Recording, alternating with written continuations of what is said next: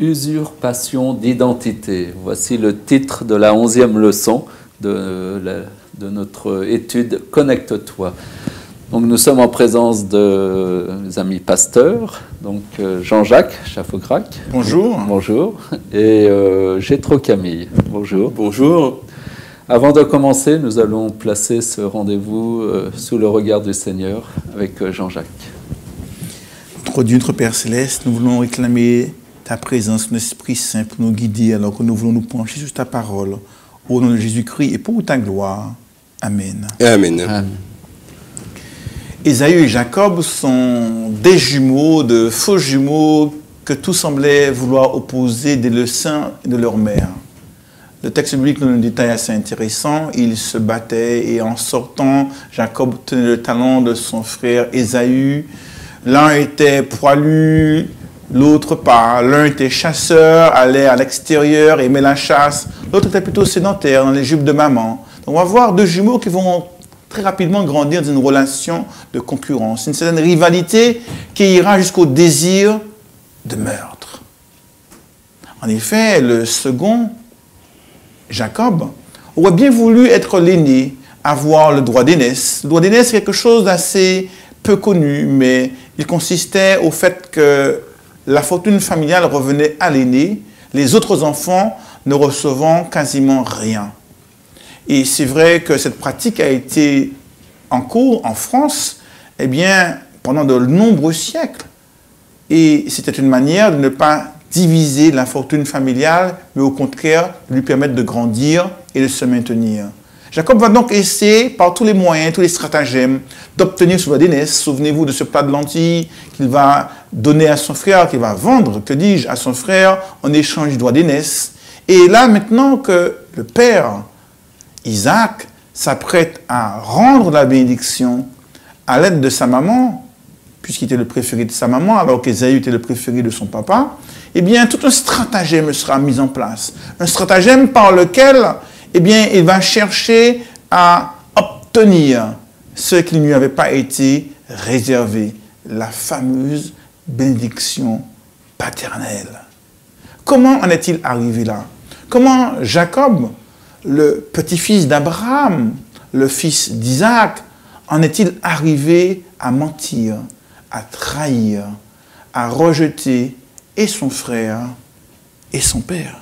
Bien, il y a certainement plusieurs éléments, mais parmi ces éléments, il y a des croyances erronées par rapport à la nature de la bénédiction, par rapport à la nature de la parole humaine confrontée à la parole divine. Alors, tout d'abord, commençons par le droit d'aînesse dont tu parlais. Il faut quand même reconnaître que le droit d'aînesse est quelque part une absurdité.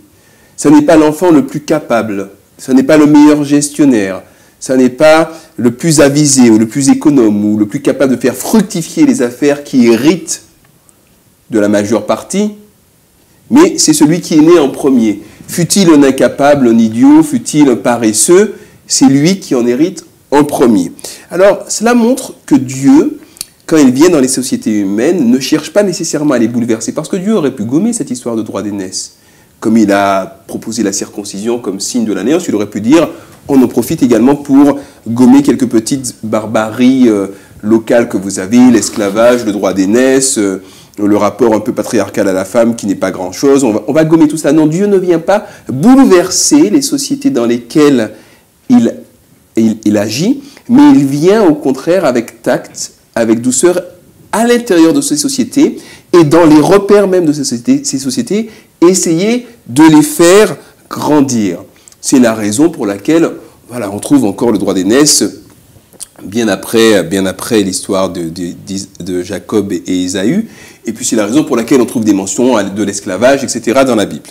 Et pour en revenir à la bénédiction, il y a malheureusement une conception magique de la bénédiction, comme quoi la bénédiction porte en elle-même une force qui va appliquer les termes énoncés dans la vie de celui qui reçoit la bénédiction.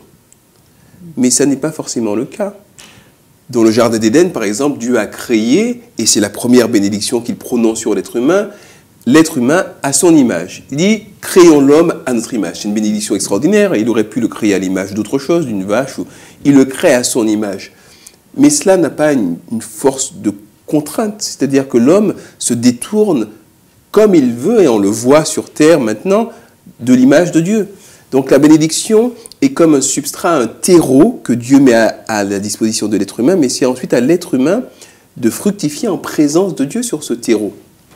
Donc il y a la bénédiction qui est donnée à l'aîné, qui est considérée comme une plus grande bénédiction que la bénédiction donnée aux autres, mais pour autant, cela n'est pas non plus quelque chose de magique qui va limiter la capacité de celui qui reçoit la bénédiction à profiter de la bénédiction, à ne pas en profiter. Ou même si celui qui ne reçoit pas de bénédiction paternelle peut quand même avoir une vie extraordinaire, parce que c'est sur Dieu lui-même que repose la force de la bénédiction. Pas sur une formule, pas sur une préséance, c'est Dieu lui-même qui, en substance, est la bénédiction et va produire dans chacune de nos vies, jour après jour, des bénédictions et faire de nous, jour après jour, des bénédictions pour les autres. C'était tout le sens d'ailleurs de la bénédiction, on l'a évoqué il y a quelques leçons données à Abraham dans Genèse au chapitre 12, toutes les familles de la terre seront bénies en toi. Donc tu seras au service de toutes les familles de la terre. Voilà, il y a également un point clé qui mérite d'être, pour être un peu dans le concret également, qui mérite d'être traité, c'est l'arrière-plan familial qui est quand même malsain dans cette famille. C'est-à-dire que vous avez papa qui est un favori, maman qui est un favori, c'est su, c'est assumé, cela crée des tensions, les jumeaux qui sont en rivalité, pardon. Et là, il y aurait certainement un travail de psychothérapie familiale à faire, à mon sens, parce que finalement, Isaac a vécu cela également. Il était le préféré.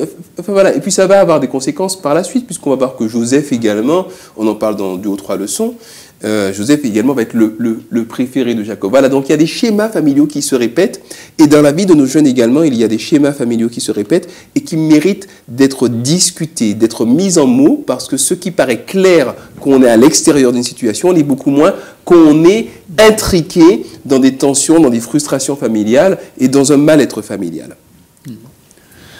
Merci. Des questions ouvertes pour les jeunes. Donc, peut-être une réflexion autour de la tricherie. Jacob égale tricheur. C'est ce qui souvent revient, parce que ce qu'il a fait, la manière dont il a trompé son père, c'est quand même choquant.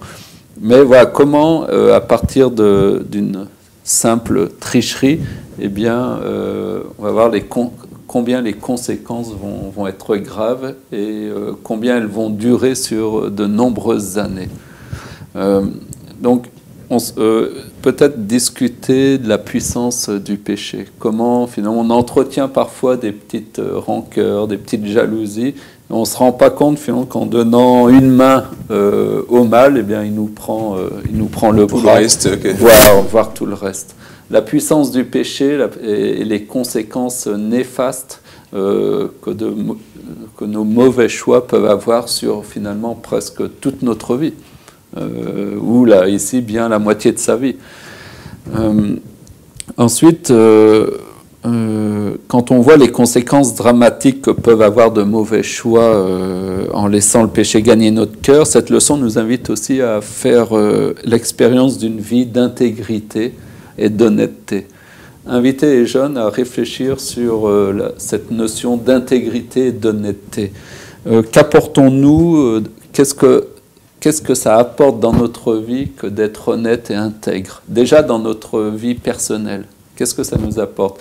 Qu'est-ce que ça nous apporte dans notre vie de famille, dans notre vie scolaire, dans notre rapport à l'autre, que d'être intègre et honnête? Contrairement à Jacob, Ésaü et toute cette famille qui a besoin d'une psychothérapie collective.